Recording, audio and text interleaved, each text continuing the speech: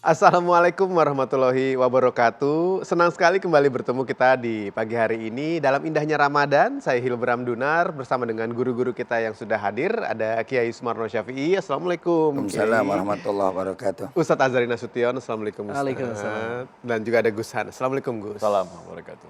Hari ini kita akan membahas mengenai hidayah. Hidayah itu datang sendiri atau diupayakan. Tapi sebelum kita masuk ke bagaimana sistemnya, kita kenali terlebih dahulu sebenarnya hidayah itu apa dan bentuknya bagaimana. Dari Ustadz Azhari, silakan. Ya. Bismillahirrahmanirrahim. Saya pengen nanya dulu ke Mas Hilbram nih. Ya.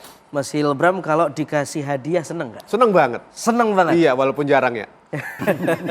Bentar lagi turun nih hadiahnya. Iya, amin. Hadiah Iya, yang membuat orang seneng itu, iya. hadiah itu seakar kata dengan kata hidayah. Hadiah, hidayah. Seakar kata. Karena itu hadiah yang paling berharga adalah hidayah. Ya kan? Oh, iya. Hadiah yang paling berharga adalah hidayah. Kata Nabi SAW, Innallaha yu'til mal man yuhib wa man la yuhib. Walaki yu'til iman illa man yuhib. Tuhan memberikan materi, harta itu kepada orang yang dia cintai dan kepada orang yang gak dia cintai. Oh. Artinya orang yang tidak dekat sama Tuhan berpotensi juga kaya gitu loh. Iya. Berpotensi makmur hidupnya. Iya. Tapi Tuhan hanya memberi iman, hidayah, Iya. khusus kepada orang yang dia cintai. Masya Allah. Kita dikasih iman hari ini, pemirsa TV One yang dimuliakan Allah. Dikasih iman itu adalah hadiah terbesar dari Tuhan. Hidayah. Iya. Kata hidayah ini di dalam Al-Quran terulang kurang lebih 307 kali.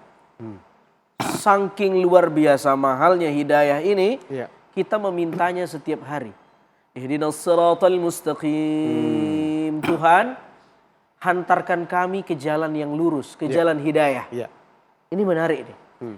Mas Hilbram sudah dapat hidayah belum nih kira-kira? Alhamdulillah. Udah.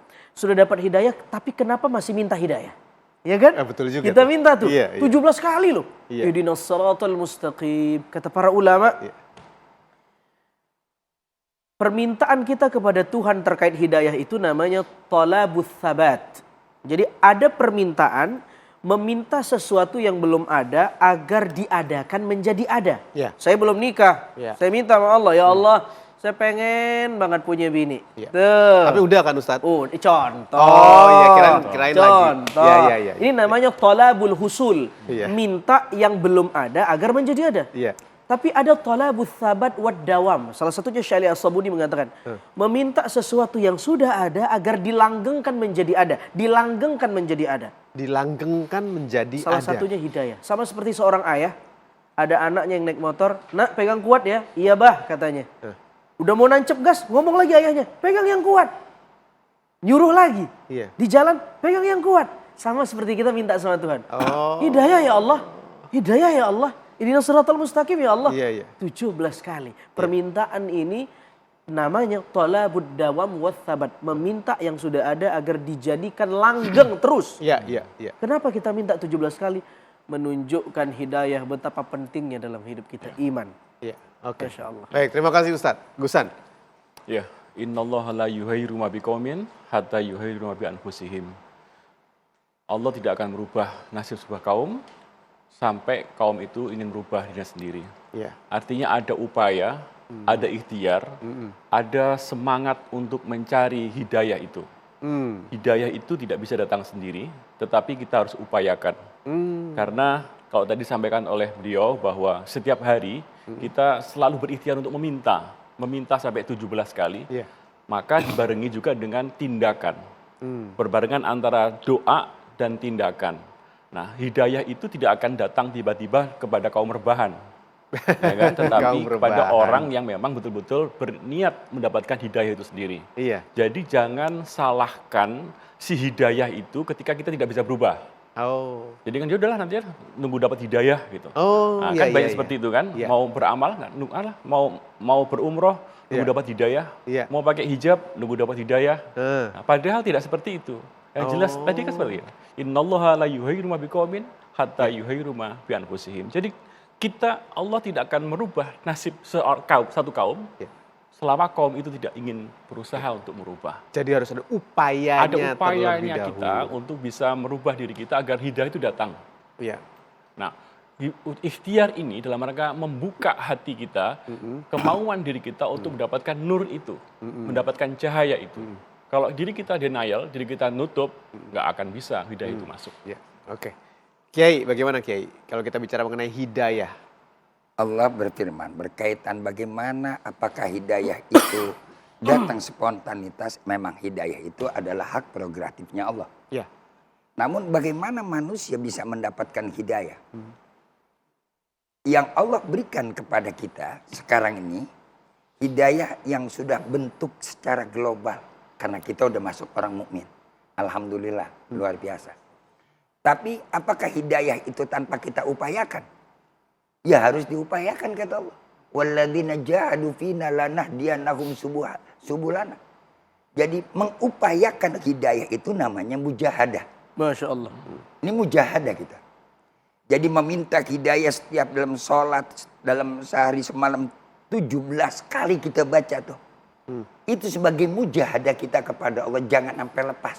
ya, Sebab kalau hidayah itu udah lepas, petunjuk Allah angkat dan Allah tidak berikan lagi kepada kita. Allah yafat naudzubillah, mudah-mudahan jangan sampai kayak begitu. Amin. amin, amin. Sebab apa? Hidayah ini kan di dalam kitab Tafsir Al-Manar yang dikarang oleh Muhammad Abduh itu ada 5. Ada yang namanya hidayatul akli, akal, rasio. Ada hidayatul hawas, indera. Ada lagi hidayah dikatakan adalah insting, nalurinya. Ya. Ada lagi hidayah al-wahyi, adalah wahyu. Agama Allah kasih. Ya. Ini yang mahal nih. Ya, ya. Yang Allah udah berikan kepada Nabi, Nabi sampaikan kepada kita yang harus kita rawat. Iya. Jadi kalau orang di dalam hatinya kayak binatang, ada kasih sayang rahmatnya. Karena instingnya dia yang sudah Allah berikan, tapi dia nggak punya akal. Walaupun ada otak, akalnya nggak ada. Ya, ya. Nah orang yang pintar, orang yang punya pengetahuan, dengan ilmu itu punya siapa? Punya Allah, Allah yang kasih.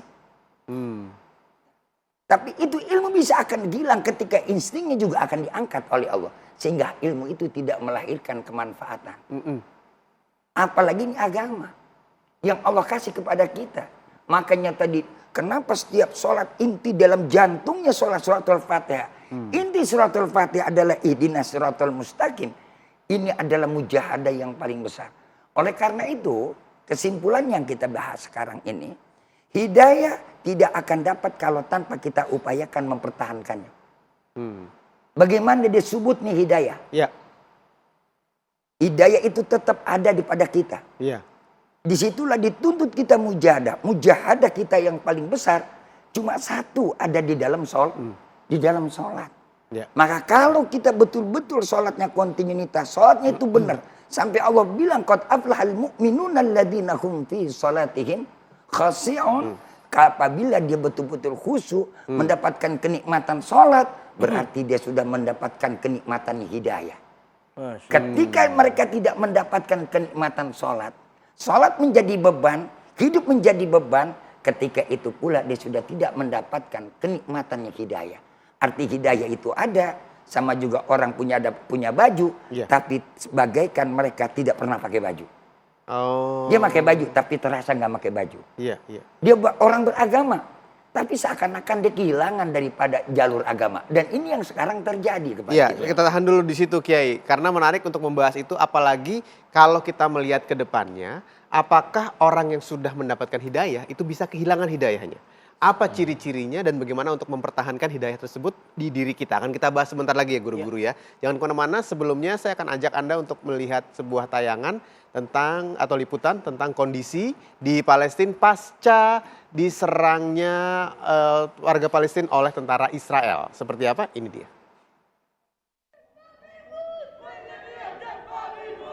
Jamaah Masjid Al-Aqsa membersihkan bagian dalam masjid di Al-Aqsa di kota Yerusalem pasca aksi penyerbuan yang dilakukan polisi Israel terhadap jemaah di masjid itu. Di halaman masjid, sejumlah jamaah terlihat melaksanakan sholat. Begitu juga dengan rombongan Yahudi yang berkunjung ke situs suci yang ada di kompleks itu. Kedatangan rombongan Yahudi ini dikawal oleh polisi Israel. Meski situasi kompleks Al-Aqsa sudah mulai kondusif, aksi penangkapan masih dilakukan polisi Israel. Terlihat seorang wanita diseret dan ditangkap saat berada di dalam kompleks. Tidak diketahui motif dari penangkapan tersebut. Sebelumnya, polisi Israel menyerbu kompleks Al-Aqsa dengan menembakkan granat kejut dan memukuli pemuda Palestina yang melemparkan batu dan petasan. Saat itu polisi Israel berupaya mengusir jamaah muslim yang ingin bermalam di dalam masjid untuk menghindari gesekan dengan jamaah Yahudi yang juga melaksanakan ibadah di dalam kompleks itu. Setiap malam polisi Israel masuk ke dalam kompleks untuk mengusir para jamaah muslim yang menuntut hak mereka untuk beribadah hingga menjelang fajar.